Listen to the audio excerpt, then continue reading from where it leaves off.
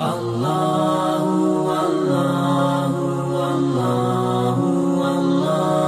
হুয়াল ওয়াকফ। হযরত ওমর রাদিয়াল্লাহু তাআলা আনহু আল্লাহ রাসূল সাল্লাল্লাহু আলাইহি ওয়াসাল্লামের খেদমতে হাজির হলেন। হাজির হয়ে বললেন, বুখারীর মধ্যে এসেছে, বুখারীর 2586 নম্বর হাদিস, ইন্নী আসাবতু আরদান বিখাইবার লাম উসিব মালান কাত্তু আনফাসা। হে আল্লাহর নবী, আমি খয়বারে কিছু সম্পদ পেয়েছি, এমন সম্পদ আমি ইতিপূর্বে অর্জন করি নাই। আমি এটা কিছু একটা করে যেতে চাই, জনকল্যাণকর কিছু করে যেতে চাই, এখান থেকে যেন লোকজন উপকৃত হয়। ফামা তা'মুরু বিহি, আপনি কি বলেন?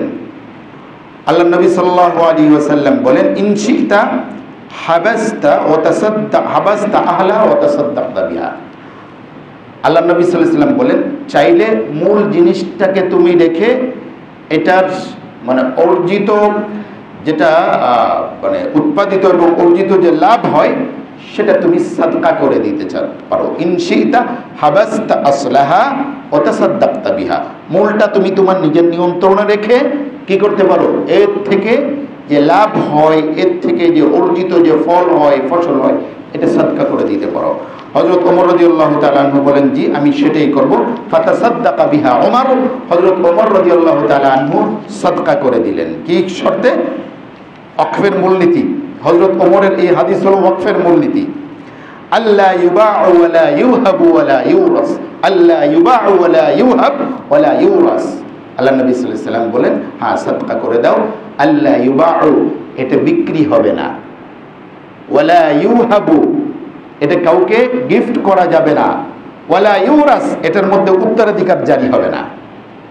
এই তিনটি শব্দে আল্লাহ রাসূল সাল্লাল্লাহু আলাইহি ওয়াসাল্লাম ওয়াকফের পুরো মূলনীতি ঢুকিয়ে দিলেন এখানে। হ্যাঁ, ইনশিতা হাবাসতা আসলা, নিয়ন্ত্রণ, ওয়াকফ ওয়াকফকারী, তুমি নিয়ন্ত্রণ রাখতে পারো, তবে এর থেকে উপার্জিত বা অর্জিত যে লাভ সেটা সাদকা হয়ে যাবে। আর আল্লা ইউবাউ ওয়া লা ইউহাব ওয়া লা ইউরাস, এটা বিক্রি হবে না। কি বলেছিল? কি হবে না? কাজেই ওয়াকফের সম্পদ কি করা যায় না? বিক্রি করা যায় না। ওয়াকফের সম্পদ কি করা যাবে না? বিক্রি করা যাবে না। মসজিদের জন্য ওয়াকফ হয়েছে, অন্য কোনো দাতব্য প্রতিষ্ঠানের জন্য ওয়াকফ হয়েছে। এখন দেখা যাচ্ছে কোনো এক সময় থেকে বড় কিছু করলো, এই জায়গাটা বিক্রি করে দেওয়া যাবে না, এই জায়গা বিক্রি করা যাবে না, কোনো দিনের জন্য বিক্রি হবে না এটা। ওয়ালা ইউহাব, এটা কাউকে দান করা যাবে না। ওয়ালা ইউরাস, এটার মধ্যে উত্তরাধিকার জারি হবে না। বুঝতে পেরেছি? এটা হলো ওয়াকফের কি মূলনীতি, ওয়াকফের মূলনীতি। বুখারী শরীফের মধ্যে এসেছে হাদিস। প্রিয় হাজির, এই মূলনীতি ধরে আল্লাহ নবী সাল্লাল্লাহু আলাইহি ওয়াসাল্লামের যুগ থেকে অদ্যাবধি যত মসজিদ, মাদ্রাসা বা এই জাতীয় প্রতিষ্ঠান যেটা হয়েছে, অধিকাংশই এই ওয়াকফের মূলনীতি ধরেই কিন্তু হয়েছে। অতএব ওয়াকফের সম্পত্তিতে নাই, ওয়াকফের সম্পত্তিতে এটি জাকাত নাই, কারণ জাকাতের জন্য তো কোনো ব্যক্তি মালিকানা থাকতে হয়, যেহেতু এটার থেকে তো ব্যক্তি মালিকানা রহিত হয়ে গিয়েছে, তাই না? এটার মধ্যে কর ট্যাক্স, এটার মধ্যে উত্তরাধিকারীরা এসে উত্তরাধিকার না। হ্যাঁ, ওয়াকফের জন্য কি থাকবে? মুতাওয়াল্লি থাকবে। ওয়াকফের জন্য কি থাকবে? মুতাওয়াল্লি। মুতাওয়াল্লি মানে তত্ত্বাবধানকারী। হযরত ওমরকে আল্লাহ রাসূল সেটাই বলেছেন, ইনশিতা হাবাসতা আসলা, মেন জমিটা, ভূমিটা তুমি তোমার থাকলো মানে তোমার নিয়ন্ত্রণে থাকলো, তুমি এটা নিয়ন্ত্রণ করবা। মুতাওয়াল্লি থাকবে। মুতাওয়াল্লি কে থাকবে? উত্তর হলো মুতাওয়াল্লি। প্রশ্ন, মুতাওয়াল্লি কে থাকবে? জবাব, মুতাওয়াল্লি চাইলে ওয়াকিফ যে ওয়াকফকারী, যদি সে বলে আমি মুতাওয়াল্লি থাকবো, সে মুতাওয়াল্লি থাকতে পারে, এই অধিকার তার আছে। আল্লামা ইবনে আবিদিন শামী হানাফি মাযহাবের বড় বিখ্যাত আলেম ছিলেন। ওনার রদ্দুল মুহতারের মধ্যে আছে শরতুল ওয়াকিফ কানাসি শারি, ওয়াকফকারী যদি কোনো শর্ত করে আর সেই শর্ত যদি কোরআন এবং হাদিসের বিরোধ না হয়, তাহলে তার শর্ত গ্রহণযোগ্য।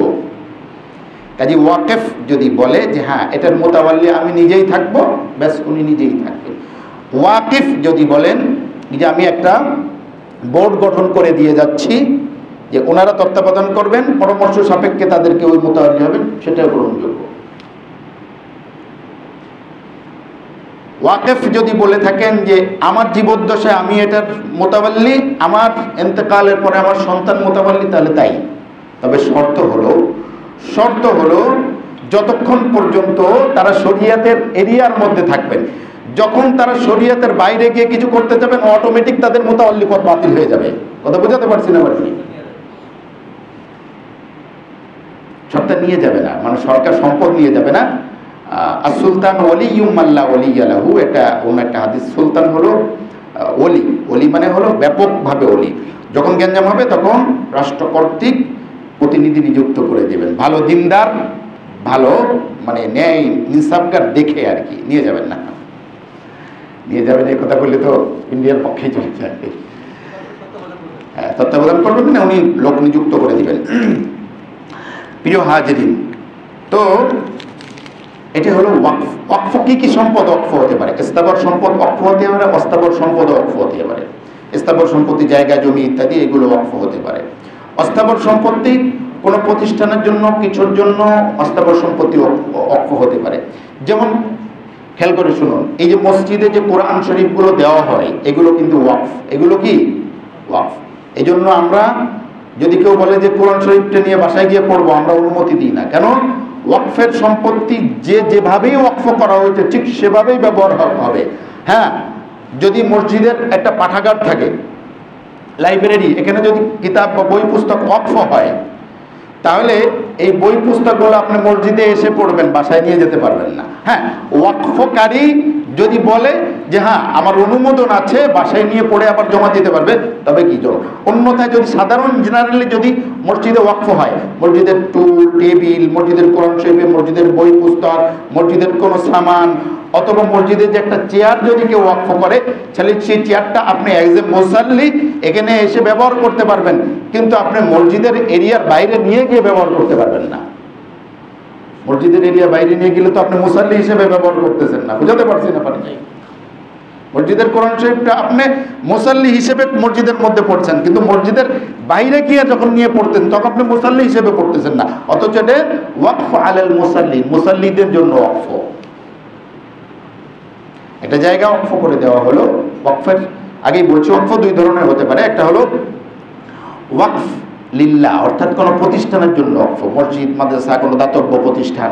হ্যাঁ, আরেকটা হলো ওয়াকফ আলাল আওলাদ, সন্তান সন্ততি বা ব্যক্তিদের জন্য ওয়াকফ। ব্যক্তিদের জন্য ওয়াকফ হলো কি, যে আমি এই সম্পদ, আমার এই সম্পদ অমুকের পরিবারের জন্য ওয়াকফ করলাম, তারা তাদের জীবদ্দশায় ভোগ করবে, তারা মারা গেলে তাদের সন্তানরা ভোগ করবে, এটারও অনুমোদন আছে। তাহলে সেভাবে কি করবে? ভোগ করবে। এই যদি ওয়াকেফ যদি বলে না, থার্ড ফোর্থ জেনারেশন পর্যন্ত, পঞ্চম জেনারেশনে গিয়ে সেটা হয়তো হয়ে যাবে, তাহলে সেই শর্তও কি গ্রহণযোগ্য। এখানে ওয়াকেফের বড় ভূমিকা থাকে।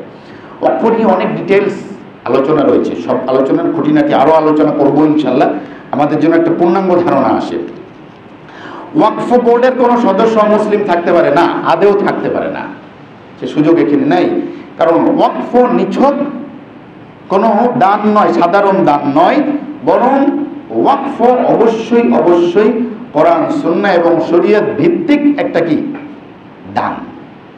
অতএব এটার মোতাবাল্লি হওয়া, এটার পরিচালনা করা, এটা সুযোগ নেই। কারণ আল্লাহ রাব্বুল ইজ্জত ওয়াল জালাল কোরআনুল কারীমে সূরা তাওবার যে আয়াতটা পড়লাম 17 এবং 18 নম্বর আয়াত, আল্লাহ এখানে বলেছেন ইন্নামা ইয়া'মুরু মাসাজিদাল্লাহি মান আমানা বিল্লাহি ওয়াল ইয়াউমিল আখির ওয়া আকামাস সালাতা ওয়া আতাজ যাকাতা ওয়া লাম ইয়াখশা ইল্লাল্লাহ ফাআসা উলাইকা আন ইয়াকুনু মিনাল মুহতাদিন। আল্লাহ বলেন এই মসজিদ আবাদ করবে কারা? যারা আল্লাহর উপর বিশ্বাস রাখে, আখিরাতের উপরে বিশ্বাস রাখে, নামাজ কায়েম করে, যাকাত আদায় করে এবং আল্লাহ ছাড়া আর কাউকে ভয় করে না, এরাই মসজিদ আদায় করবে, মসজিদ আবাদ করবে। এটা এর আগে যে আয়াত বলা হয়েছে মা কানা লিল মুশরিকিনা আইয়ামুরু মাসাজিদাল, কাফেরদের কোনো অধিকার নাই কি করা? আল্লাহর ঘর মসজিদের আবাদ করা। নিজেরাই বলে তারা কুফরির সাক্ষী দেয়, কুফরির সাক্ষী দেয় নিজেদের উপর। অতএব তাদের এই অধিকার নেই মসজিদের নিয়ন্ত্রণ নেওয়া, মসজিদের করা। কারণ মক্কার কাফেররা তারা করত, মানে বাইতুল্লাহর আবাদ করতো, বাইতুল্লাহর গিলাপ চড়াতো, মসজিদ করতো, হাজিদেরকে পানি খাওয়াতো এবং বলতো যে তোমরা যাই করো না কেন আমরাও তো ভালো কাজ করি। অনেকে বলে আমরাও তো ভালো কাজ করি। কি ভালো কাজ করো? আমরা কি মসজিদ চালাই, এই করি সেই করি। তো আল্লাহ রাব্বুল ইজ্জত ওয়াল জালাল তাদের কথার প্রত্যুত্তরে বলেন যে ওতে কোনো লাভ নাই এবং সামনে ভবিষ্যতে তোমাদের জন্য সে পারমিশনও নাই। আল্লাহ রাসূল সাল্লাল্লাহু আলাইহি ওয়াসাল্লাম বিদায় হজের আগের বছর ঘোষণা দিয়ে দিলেন যে এখানে এই মসজিদের মধ্যে, মসজিদে হারামের মধ্যে তোমাদের কোনো নিয়ন্ত্রণ নাই। কারণ এই মসজিদে হারামটা আল্লাহর পক্ষ থেকে ওয়াকফ এবং খোদ সাইয়েদনা ইব্রাহিম আলাইহিস সালাতু ওয়াস সালাম কর্তৃক এটা সিস্টেমেটিক্যাল ওয়াকফ হয়েছিল এবং এখানে কোনো মুশরিকদের তত্ত্বাবধান চলবে না। বুঝতে পেরেছি? অতএব মুসলিমদের একক সম্পদ, ধর্মীয় রীতিনীতি অনুযায়ী এটা দান সাদকা হয়ে থাকে। কাজেই এখানে অমুসলিমদের কোনো কর্তৃত্ব ইসলামী শরীয়তে নাই।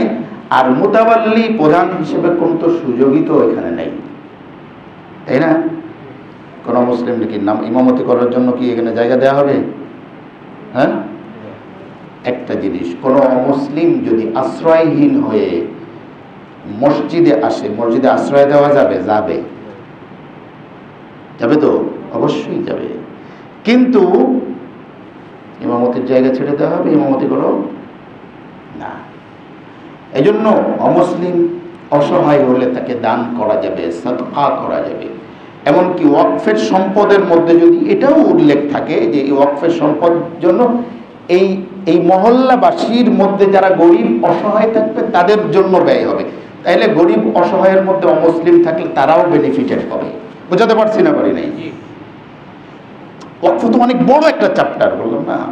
যদি বলে যে এই আমার এই সম্পদটা আমার এই গ্রামের এই মহল্লার একটা এরিয়া যারা অসহায় অভাবগ্রস্ত তাদের জন্য ব্যয় হবে, তাহলে ওই মহল্লার মধ্যে যদি কোনো অমুসলিম থেকে থাকে সেও বেনিফিটেড হবে এখান থেকে। কিন্তু মুতাওয়াল্লি হিসাবে, তত্ত্বাবধায়ক হিসাবে, জিম্মাদার হিসেবে ইনক্লুড করার সুযোগ নাই।